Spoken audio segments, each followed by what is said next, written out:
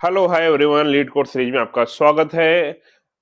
हम एरे का next problem solve करने जा रहे हैं, square of A sorted array. बहुत ही प्यारा क्वेश्चन है ये, टू पॉइंटेड अप्रोच के थ्रू सॉल्व करने वाला क्वेश्चन है। जनरली इसमें अगर पढ़ते हैं तो हमको एक नॉन डिक्रीजिंग ऑर्डर में एक एरे मिलता है, हमको हर हर एलिमेंट को स्क्वायर करना है और रिटर्न करना मुझे नॉन डिक्रीजिंग ऑर्डर को। जनरली एग्जाम्पल के थ्रू जितने भी एलिमेंट है सबका स्क्वायर करके उसको सॉर्टिंग ऑर्डर में रिटर्न कर देना है।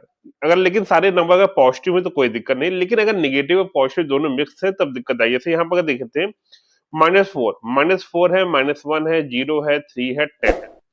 जनरली यहाँ पर क्या है, -4 का स्क्वायर होगा 16, जो ग्रेटर होगा आपका जो है आपके 3 के स्क्वायर से, दैट्स वाई हमारा -4 का स्क्वायर जो है यहाँ पर चला गया। ठीक है, देन -1 का स्क्वायर 1 होगा तो यहाँ पर चला गया, 0 यहाँ पर स्टार्टिंग में आ गया, 3 हमारा यहाँ पर चला गया और हमारा 10 का स्क्वायर जो है लास्ट में चला गया। ठीक है, जनरली अगर इसको ब्रूट फोर्स अप्रोच के थ्रू करते हो तो क्या कर सकते हो, आप सारे एलिमेंट का स्क्वायर करके और सॉर्ट करके एरे को रिटर्न कर सकते हो। जनरली आप जावा में अगर यूज करते हो तो array arrays dot sort function use कर सकते हो। एरे एक क्लास होती है जो आपका जावा डॉट यूटिल जो है पैकेज का क्लास होता है, तो उसके थ्रू ये काम कर सकते हो।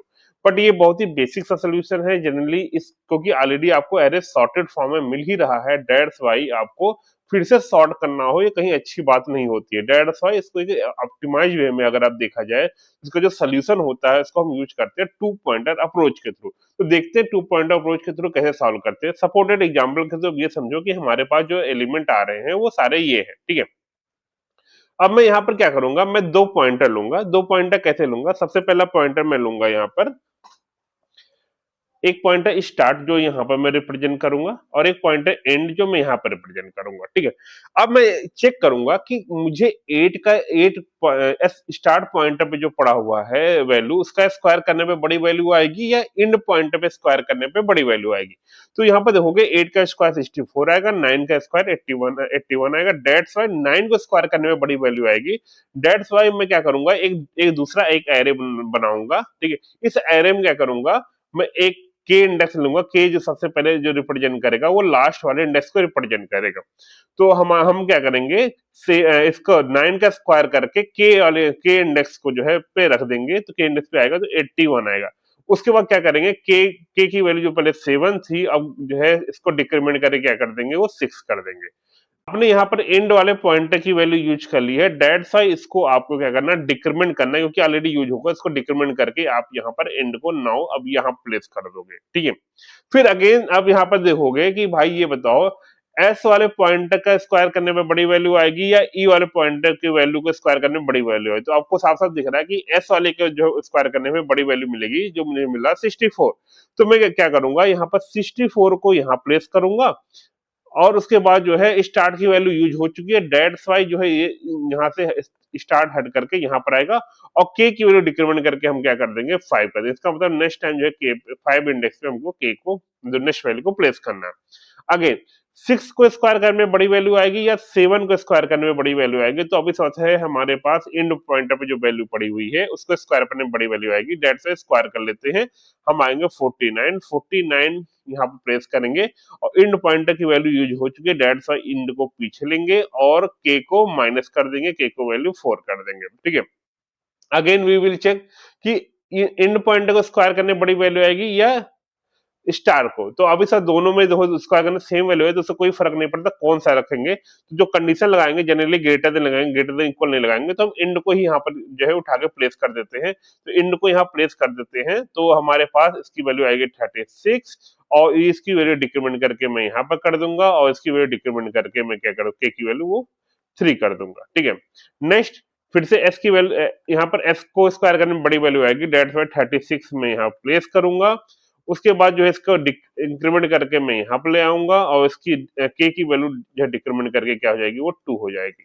क्लियर है नाउ, -2 को स्क्वायर करने में बड़ी वैल्यू आएगी, 3 को, तो 3 को स्क्वायर करने में बड़ी वैल्यू आएगी। तो 3 को मैं स्क्वायर करके यहाँ रखूंगा, एंड को मैं पीछे लूंगा और यहाँ पर जो है के की वैल्यू डिक्रीमेंट करके मैं कर दूंगा 1। ठीक है, नाउ स्टार्ट को स्क्वायर करने में बड़ी वैल्यू है तो यहाँ 4 करूंगा, 4 करने के बाद जो है स्टार्ट को यहाँ से उठा करके यहाँ रखूंगा और यहाँ इसकी वैल्यू हो जाएगी 0। नाउ दोनों सेम पे है, कोई दिक्कत नहीं, तो 1 का स्क्वायर कर पे हम यहाँ पर डायरेक्टली रख देंगे यहाँ वैल्यू। तो ये हमारा देखोगे तो एरे हमारा जो है स्क्वायर करने के बाद सॉर्टेड ऑर्डर में आ गया। सिंपल सा अप्रोच है। तो कोडिंग के थ्रू देख लेते हैं। कोडिंग के थ्रू हम क्या कर रहे हैं, n equal to n dot length लिया, मतलब एन में आपका लेंथ फाइंड कर लिया। देन के हमने प्लेस किया एन माइनस वन पे, ठीक है, और एक एक डुप्लीकेट एरे बनाया। मतलब मैंने एक एरे मेरे पास पड़ा हुआ था, ठीक है, जो नम वाला एरे हमको गिवन था, ठीक है, और मैंने एक इसका डुप्लीकेट बना लिया कि अगर मान लो क्योंकि हमने इस एरे में जाकर के इसको स्टोर करेंगे। मान लो ये एरे हमारा 5 साइज का, तो ये भी हमने 5 साइज कर दिया है।